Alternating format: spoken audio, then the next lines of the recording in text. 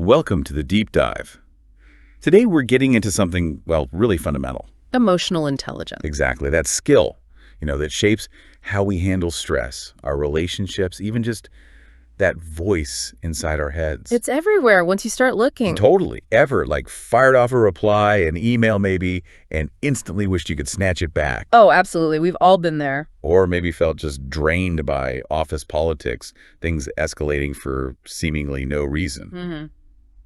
That's where this idea, emotional intelligence or EQ, really comes into play. So that's our mission today. We're taking a deep dive. What is it really? Where did it come from? Why does it feel more important now than ever? And crucially, how can you actually, work on it, build it up? Right. And we've looked at a whole range of stuff, academic papers, popular psych, thinkers like Goleman, Salovey, Mayer. And pioneers in education, too, like Linda Lantieri. It's got a rich background. Okay, let's unpack it. What is emotional intelligence at its heart? Well, put simply, it's the capacity to recognize your own emotions and others. Okay. And then to understand them, use that understanding and manage them effectively. It's about being smart with feelings, not just about them. Right, and that's the bit that gets really interesting, isn't it? Because we've always heard about IQ being smart in that traditional sense. Mm-hmm. Book smarts. Yeah. How is UQ different from just, having a high IQ? That's a core distinction. IQ is about logic, learning, problem solving, your cognitive horsepower, basically. Sure. Emotional intelligence, particularly how Salovey and Mayer first defined it, is more about a set of abilities, things you can actually do with emotions. Abilities like? Like accurately perceiving emotions, noticing that subtle shift in someone's voice or their expression. Okay. Then using emotions to actually help you think better. Understanding the complex signals emotions send. And finally, regulating emotions, managing yours, and influencing others to help you grow, both emotionally and intellectually. So it's less about raw calculation, more about navigating people and yourself. Exactly. The human equation. And it's fascinating because this idea that smart is more than just books, it's not exactly brand new, is it? Not at all. The roots go back quite a way. People have been chipping away at the idea of just pure IQ for decades. Like who? Well, back in the 1930s, you had Edward Thorndike talking about social intelligence. Ah, okay. Recognizing that understanding and managing people was a separate skill. Then fast forward to the 80s, Howard Gardner's theory of multiple intelligences really blew the doors open. Right, with interpersonal and intrapersonal intelligence. Precisely. Understanding others and understanding yourself, he put those right alongside things like linguistic or logical smarts, made them legitimate forms of intelligence. So the concepts were bubbling up. Yeah. When did the actual term emotional intelligence show up? It started appearing in some academic papers around the mid-1960s, and the term EQ, emotional quotient, popped up in the late 80s. But it wasn't really mainstream yet. No, not at all. The real explosion into public awareness, the reason we're probably even talking about it today, was Daniel Goleman's book in 1995. Emotional Intelligence, Why It Can Matter More Than IQ. Huge bestseller. Exactly. That book took the concept global. Okay, so it hits the mainstream. Researchers then start trying to really nail it down, define it, measure it. Did they all land on the same page? Or are there different ways of looking at it? That's where it gets interesting. There isn't just one single definition everyone uses. There are, broadly speaking, three main ways researchers conceptualize it. Three main models. Okay, what are they? First, you've got the ability model. This is mainly from Mayer and Salovey. They see EI as a set of actual cognitive abilities related to emotions, like a specific mental skill set. Some measurable skills. Right. They usually break it down into four branches: perceiving emotions accurately, using emotions to help you think, understanding emotional information, and managing emotions. And how do they measure that? With performance tests. Things like the MSc-EIT, the Mayer-Salovey-Caruso Emotional Intelligence Test. You get scenarios, questions about feelings, and there are better or worse answers based on emotional understanding. Okay, that's one model. What else? Then you have what are called mixed models. Goleman's work is probably the most famous example here. Right. These models are broader. They combine those core emotional abilities with things like personality traits and learned skills, what they often call competencies. So it's not just raw ability, but also learned habits and traits. Exactly. Goleman eventually settled on four main areas: self-awareness, self-management, social awareness, and relationship management. It's like a whole toolkit for emotional effectiveness. Reuven Bar-On, who actually coined EQ, also has a framework like this, looking at a wide range of skill. Okay, ability, mixed. What's the third one? The trait model. This comes from researchers like Petrides. It views EI differently, again, more as how you see yourself emotionally. Ah, so self-perception. Right. It's about your own beliefs about your emotional abilities, kind of nestled within your broader personality. And typically this is measured with self-report questionnaires. You rate yourself on different emotional tendencies. So we have tests of skill, broader assessments of competence, and then how you rate yourself. 3 different angles. Pretty much. Each gives us a slightly different lens on what emotional intelligence looks like. It's really clear how much focus there used to be, maybe still is, on IQ. That idea that being logically brilliant was the ultimate key. Mm-hmm. The main predictor of success. But what you're laying out suggests EQ isn't just a nice extra, it's maybe just as vital. I'd say it's essential, yes. Think about it. IQ helps with the technical stuff, the analysis, the problem solving on paper. That's crucial, no doubt. Sure. But EQ gives you the skills to navigate the human side of things, building relationships, understanding colleagues or clients, managing your own stress and motivation, having empathy. Goleman argued that people high in EQ are just more likely to be, content and effective overall. So how does this actually make a difference in the real world? Like, in our jobs, I've heard big claims about EI and career success. The evidence is definitely there. High EI really helps with navigating workplace politics, leading teams effectively, motivating people. It makes a tangible difference. Well, many companies now explicitly say they value EI as much as technical skill. Some even use EQ tests in hiring. Really? Yes. A classic example, a study at Johnson & Johnson found a clear link between their top leaders and high emotional competence. Another one looked at Beefeater restaurant managers. Higher EQ scores actually predicted bigger annual profits and better job satisfaction for the managers themselves. Wow. Actual profit increase. Right. And even looking forward, the World Economic Forum's Future of Jobs report for 2023 put things like resilience, flexibility, motivation, self-awareness, all core EI traits right up there in the top 5 essential skills. Analytical thinking was first, but EI skills were packed in right behind it. That makes sense. You can be brilliant strategically, but if you can't connect with your team or understand their needs. Exactly. I heard an anecdote about a CEO, incredibly smart, great strategist, but when an employee was grieving, the CEO just couldn't express empathy, didn't adjust the workload. Oh. And that employee, despite respecting the CEO's intellect, eventually left, felt totally unsupported. It highlights how high IQ alone isn't enough for effective leadership. It's about retaining talent, building morale. And this isn't just for executives, right? What about students? Does EI matter in school beyond just getting good grades? Hugely important. There's a whole field around social and emotional learning, SEL, in schools. Right, SEL. And the research on SEL programs is pretty compelling. Kids involved show better skills, better attitudes, more positive social behavior, fewer discipline problems, less emotional distress. And does it impact academics too? It seems to. Studies have shown significant gains on standardized tests, like 11 to 17% higher. That's substantial. It is. And long-term studies are even more striking. One tracked kids who got SEL from grades 1 to 6.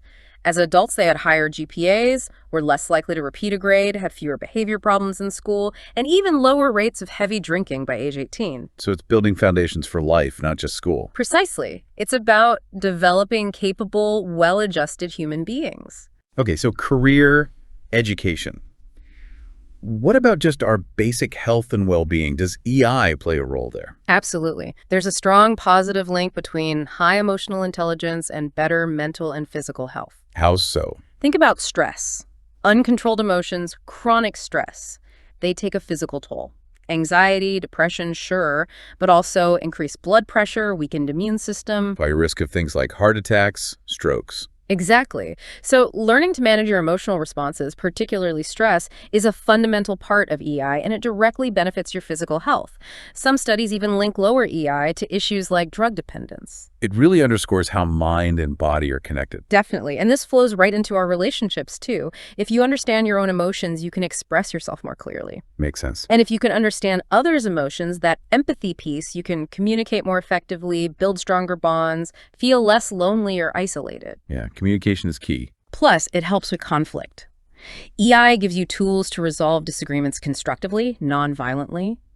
There's even research linking higher EI to lower rates of being involved in bullying, either as a perpetrator or victim. You mentioned managing stress and handling difficulties earlier. Does resilience tie into this, that ability to bounce back? Directly. Resilience, adapting well when things get tough, whether it's hardship, trauma, major stress, is deeply connected to emotional intelligence. Okay. People with higher EI are just better equipped to cope, to function effectively under pressure, manage job stress.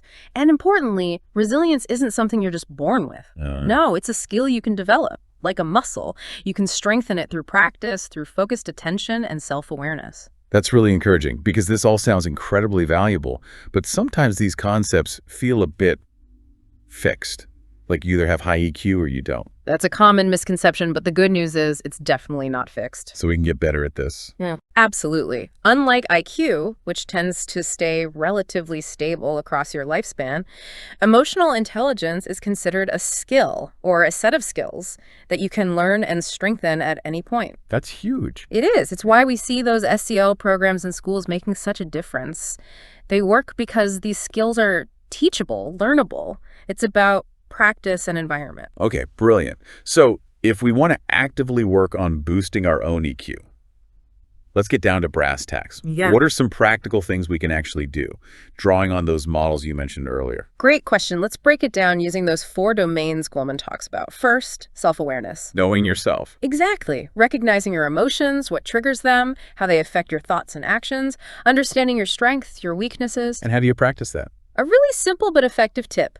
Start an emotional journal. Just spend a few minutes each day writing down maybe one situation that triggered an emotion in you and how you handled it. It forces self-reflection. Okay, journaling. What else? Mindfulness is key here too. Practicing being present, noticing your thoughts and feelings without judgment. It helps you connect with what you're actually feeling rather than getting swept away. Right, just observing it. Okay, so awareness first. Yeah. Then what? Then comes self-management. This is about controlling impulsive reactions, managing your emotions in healthy ways, taking initiative, adapting. Handling yourself, basically. You got it. A super practical tip here is the pause before reacting rule. Ah, the pause. Yeah. Yeah. Before you fire off that text or jump into a tense conversation, just take a deliberate breath, maybe count to 5. That tiny gap gives your thinking brain a chance to catch up with your emotional brain. Prevents saying something you regret. Exactly. Another technique is a quick self-check in the moment. Ask yourself, okay, what am I really feeling? Why is this pushing my buttons? That pause.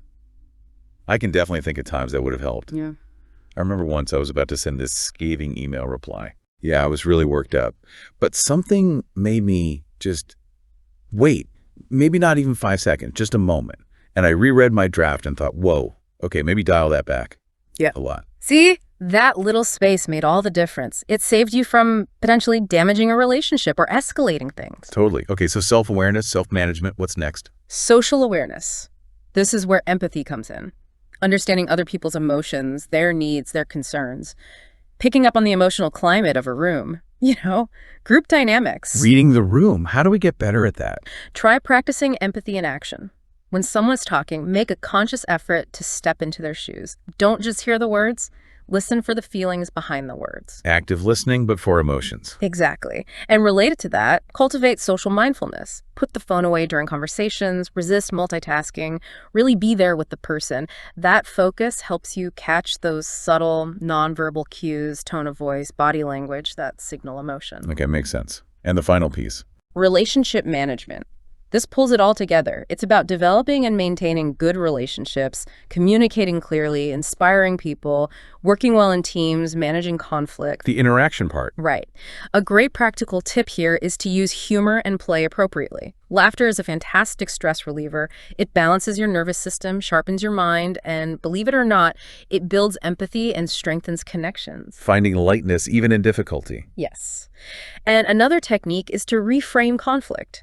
Instead of seeing disagreements as threats, try viewing them as opportunities. Opportunities to understand someone better, to learn, to actually build more trust in the relationship by navigating it well. That's a powerful shift in perspective. Okay, these strategies sound great. Yeah. But we've painted a pretty positive picture of EI. Is it always sunshine and roses? Are there any downsides or misconceptions we should be aware of? That's a really important question. It's definitely not a magic bullet, and there are nuances. First, let's bust a couple of myths. Okay. Myth 1, high EI means you have to be nice all the time. Ah, the people pleaser idea. Right. But true EI is about authenticity and balance, not just smoothing things over. Sometimes it means having difficult conversations, setting boundaries, Hmm. things that aren't necessarily nice, but are emotionally intelligent. And potentially, could high EI be used negatively? That's a valid concern raised by some. If someone has very high EI but lacks strong ethics, they could potentially use their understanding of emotions to manipulate others. So the ethical dimension is crucial. Good point. Any other myths? The other big one we already covered, that EI is fixed. It's not. It's a skill you can develop throughout life. Okay, so beyond myths, are there actual challenges or criticisms? Yes. For instance, some argue that too much focus on emotions could potentially hinder performance in really high-pressure analytical situations, or make someone too sensitive to others' negative feelings, almost like emotional contagion. A curse of emotion, maybe. Some critics have used terms like that, especially for leaders who might become too empathetic to make necessary tough calls, and then there are challenges around measurement. All right, you mentioned the different tests earlier. Yeah. Ability tests like the MSCEI sometimes use consensus scoring. The right answer is what most people say. Critics argue that might measure conformity more than true emotional ability. Interesting. And with self-report tests, there's always the risk that people aren't entirely honest. They might rate themselves how they think they should be rather than how they actually are. That's called social desirability bias. So the measurement isn't perfect. It's complex. Understanding these limitations is important when you see EQ scores or assessments. Okay, so given all this, it's definitely not IQ or EQ, is it? It sounds like they need to work together. Absolutely. They're distinct, but they are definitely complementary. Neither one replaces the other. Not at all. IQ, that cognitive horsepower, is still a very strong predictor for success in jobs that are highly analytical or technical. You need that processing power. But EQ provides the skills for collaboration, leadership, navigating relationships, managing yourself, which are critical in almost any role, and especially important in roles with lots of human interaction. The ideal is having both working together. A synergy between the two. Exactly. Interestingly, one big meta-analysis actually found that gifted individuals, people with high IQ, tend to be more emotionally intelligent on average. Oh, really?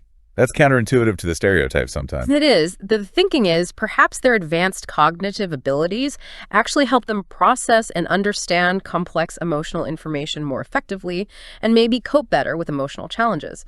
So rather than being opposed, high IQ might even support the development of high EQ. Fascinating. So bringing this all together, what's the main takeaway for someone listening?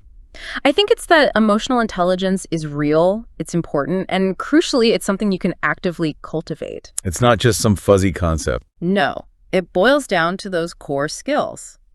Becoming more aware of yourself, managing yourself better, understanding others more deeply, and building stronger relationships. These are practical skills with tangible benefits. Across your whole life, work, school, health, relationships. Exactly. It's a continuous journey, not a destination you reach, and it's accessible to everyone. So for folks listening, to keep this deep dive going in your own lives, maybe pick just one thing. That's a great idea. Don't try to overhaul everything at once. Yeah, just choose one strategy we talked about. Maybe commit to that 5-second pause before replying to tricky emails this week. Or try journaling about one emotional trigger each day. Right. Small, consistent steps.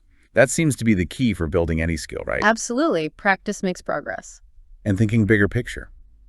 Where does prioritizing EI lead us?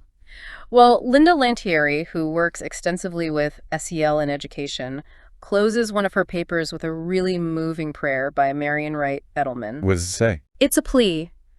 God, help us not raise a new generation of children with high intellectual quotients and low caring and compassion quotients.